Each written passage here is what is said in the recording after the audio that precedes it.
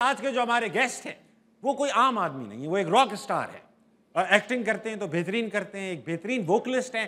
दो जनरेशंस उनकी उनको दो डिफरेंट आर्ट्स की वजह से जानती हैं। आप जैसे यंगस्टर्स उनको उनकी एक्टिंग की वजह से जानते हैं और मेरे जैसे एक्स्ट्रा यंग लोग उन्हें उनके गाने की वजह से जानते हैं। तो आपकी भरपूर तालियों में स्टेज पर बुला रहा हूं स्टेज की जान, put your hands together for Junaid Khan. Sir please welcome to us. बच्ची रहनी चाहिए।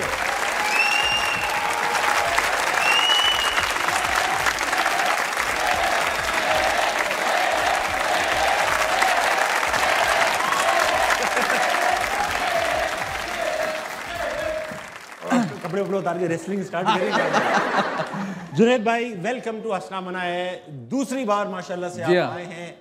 इससे अंदाजा लगा लें पाकिस्तान में सेलिब्रिटी कितने कम है। नहीं यार, मज़ा आता है हमेशा। आपके साथ बड़ा मज़ा आता है गुफ्तगू करने का, स्टेज पे भी ऑफ स्टेज पे भी बड़ी हम गप लगाते हैं। और आपकी जो इतनी प्यारी प्यारी ऑडियंस है ये जो आई है, देखें वो दो लड़के छोड़ के तालियां अपने लिए यार, तालियां बजाओ।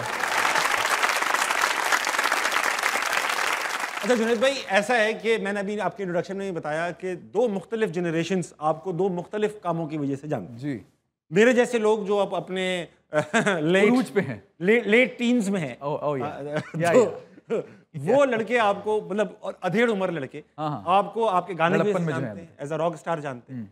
और ये जो छोटा छोटा स्टफ बैठा हुआ है यहाँ यंगस्टर्स, ये आपको आपकी एक्टिंग, ऐसा सही है? ये ऐसा बिल्कुल सही है। मुझे बिल्कुल मोस्टली लोग जो मुझे मिलते हैं वो मुझे एक्टिंग की वजह से जानते हैं और अक्सर लोगों को पता भी नहीं है कि मैं अब एक सिंगर रह चुकी हूँ। मैं सिंगर हूँ भी, बल्कि वैसे I don't really blame them, क्योंकि एक गैप, जनरेशन का पूरा गैप है जो जिसमें म्यूज़िक बहुत कम हुआ। मैंने ही बहुत कम किया, तो मेरा भी कसूर है इस बारे में। तो लोगों को पता नहीं है कि मैं म्यूज़िक करता हूँ और करता था। लेकिन हमारे जो फैंस हैं भी है, मुझे अदाकारी से जानते हैं, तो प्यार है इनका। अच्छा, यानी अगर ऐसा हो कि कोई गंजा सा आदमी थोड़ा हल्का सा पेट निकला हुआ हो, आईटी कंपनी में काम करता हो, वो आपको आ रहा हो, अरे जुनैद जुनैद जुनैद, तो आप ऑटोमेटिकली समझ जाते हैं गाने का फैन है। वो बिल्कुल वो या तो किसी कंपनी का सीईओ होगा, मैनेजमेंट पोजीशन में होगा, या ब्रांड मैनेजर होगा। अरे वो गरीब आदमी आपका गाना नहीं सुनता, महंगे गाने, और वो ब्रो होगा, bro I am a fan of yours. क्योंकि जब मैंने म्यूजिक किया था तो बड़ा रॉक इन्फ्लुएंस म्यूजिक था। तो जो हमारे जो बड़े जो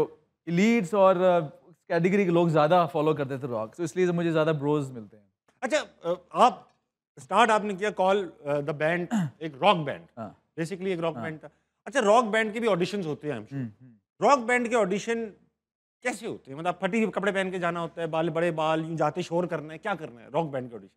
मुझे हमेशा मेरे अब्बू हमेशा से ही कहते अब तो चलो, अब मैं थोड़ा टीवी के बाद जरा बाल बनाना शुरू हो गया हूँ, लेकिन उस जमाने में बिल्कुल मैं वैसे ही उठ के चला out of the bed look. हाँ, out of the bed look, वही वाली।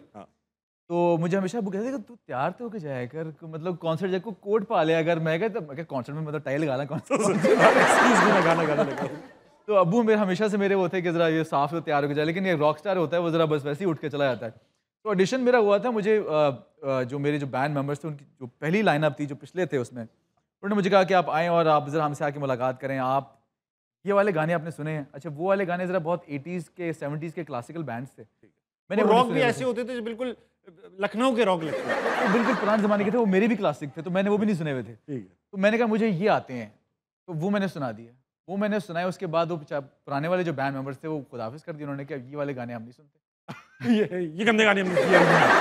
तो फिर वहाँ से फिर शुरू हुआ। तो ऑडिशन हुआ था एक तरह से, फिर वहाँ से फिर उन्होंने सुना, उसके बाद फिर नॉर्मल लड़के, और रॉक बैंड में भी नॉर्मल लड़के ही होते हैं, उनके वही मसले। नॉर्मल लड़के, बाल लंबे, और हाँ, क्यों होता है कि पर्सनैलिटी खुद से ऐसी हो जाती है? लड़के आप खुद बना लेते हैं, ऐसा नहीं लगूंगा तो रॉक स्टार नहीं बनूंगा? दोनों चीज़ें हैं। आई थिंक वो एक आर्टिस्ट जो है वैसे ही, क्योंकि वो क्रिएटिवली उसमें इतना इन्वॉल्व होता है कि वो ज़ाहिरियत में वो ध्यान नहीं दे रहा होता। ठीक है। वो ना कहता है कि अच्छा मैं बाल बनाऊँ या क्या, किसके लिए बाल बनाऊँ। जॉब नौकरी भी तो होता है, आप हैं, अभी आपको बनाने पड़ते हैं, हमें भी बनाने पड़ते हैं बाल। ठीक है। तो वो जो रॉक स्टार होता है वो कहता है मुझे क्या जरूरत है बाल बनाने की, कपड़े पहन के जाऊँ, मैं बाल बनाऊँ किसके लिए?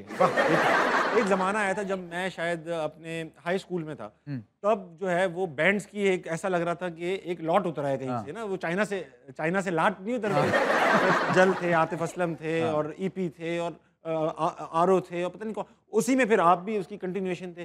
फिर अचानक 5-6 साल पाकिस्तान का म्यूजिक जो था वो राज कर रहा था सब कॉन्टिनेंट पर, पूरे सब कॉन्टिनेंट में हम सुने जा रहे थे। अचानक से एक बड़ा ब्रेक आ गया। अब आपको लगता है ये सारा जो फेज था हमारा ये दोबारा रिवाइव होगा?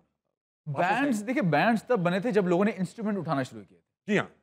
और एक गिटार प्लेयर होता था, एक बेस प्लेयर होता था और एक ड्रमर होता था। हल्की आवाज वाले ना, जिनसे असली में बात करो ऐसे बात करते यो ब्रो। हाँ। पतली आवाज वाले भी होते पतली थे। आवाज। क्या हाल है आपकी? हाँ। तो वो तब बैंड्स बनते थे जब इंस्ट्रूमेंट प्लेयर होते थे। अब क्योंकि अब ज़रा डिजिटल पे चला गया है, सारा कुछ एनालॉग से हट गया है, ठीक। तो अब सारा कुछ सॉफ्टवेयर पे चला गया है। सही। So, अब इंस्ट्रूमेंट प्लेयर उस तरह नहीं है, बहुत कम हो गया। अब या तो सिंगर है हाँ। या फिर प्रोड्यूसर है, तो ये दो हैं। अब लड़कियां इंप्रेस भी तो नहीं हो रही गिटारिस्ट से।